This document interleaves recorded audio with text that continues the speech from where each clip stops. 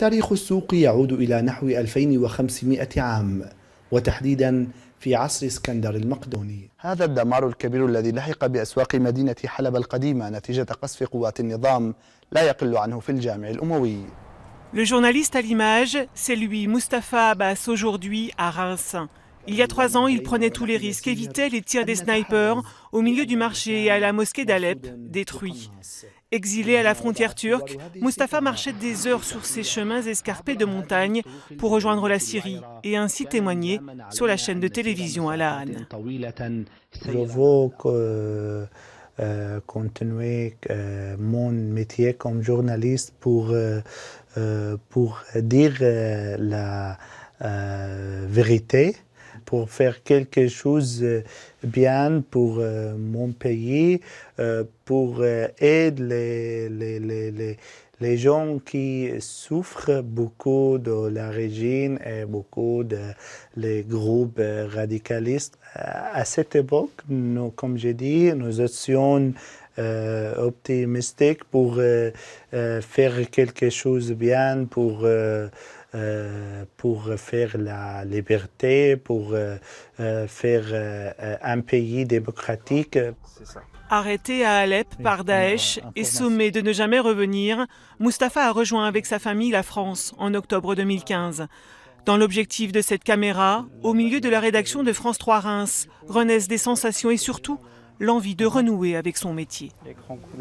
Ça me donne espoir que je peux continuer mon profession comme journaliste.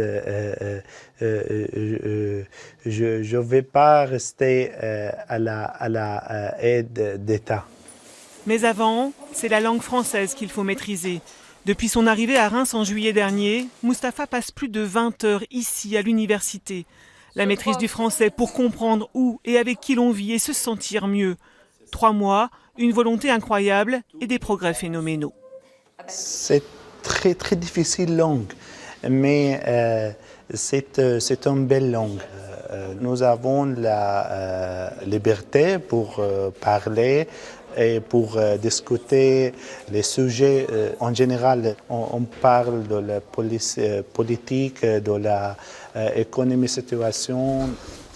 À la maison, c'est le retour au calme avec Samira et Ridwan. Avec sa femme et son petit garçon né en Turquie, Mustapha tente de construire une autre vie. Un nouveau départ, une chance de voir grandir son fils dans un pays en paix. Tout le monde fait la guerre en Syrie. Amérique, Russie, Iran, Saoudie, Turquie, c'est compliqué.